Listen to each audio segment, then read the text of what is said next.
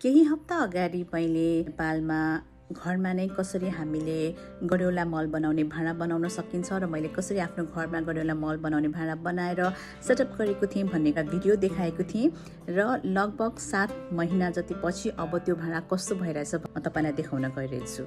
हेरौँ है त। यो चाहिँ हामी घरमा गरेको वर्मी कम्पोस्टिङ हो। पहिला हामीले सुरुवात गरेका थियौँ यो हरियो बिनबाट हैन, सानो 1000 वर्म्स युज गरेर चाहिँ गरेका थियौँ। वर्म्सको नम्बर चाहिँ बढेको कारणले गर्दा चाहिँ हामीले यसलाई चाहिँ डिभाइड गरेर अर्को ठुलो बिनमा चाहिँ हामीले ट्रान्सफर गर्यौँ।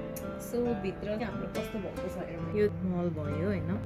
बेसिकली हामीले राख्ने भनेको मा आलुको बोक्रा भयो, अर्को बनाना पिउजहरू र अर्को चाहिँ अब सागहरूको बाँकी भएको ग्रिन राखेर मल बनाइरहेको छौँ। अहिलेसम्म हेर्दाखेरि यसले चाहिँ म्याक्सिमम राखेको त अलमोस्ट खाइ नै सकेको देखिन्छ र वर्म्सहरू पनि हेल्दी नै देखिन्छ। बच्चाहरू चाहिँ एकदम धेरै देख्न सक्छौँ। अब ठुलो बिनमा कस्तो छ हेर्नु।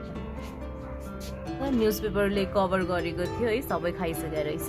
इन्भाइरोमेन्ट पनि मोइस्ट नै देखिन्छ, खानेकुराहरू खाँदैछ।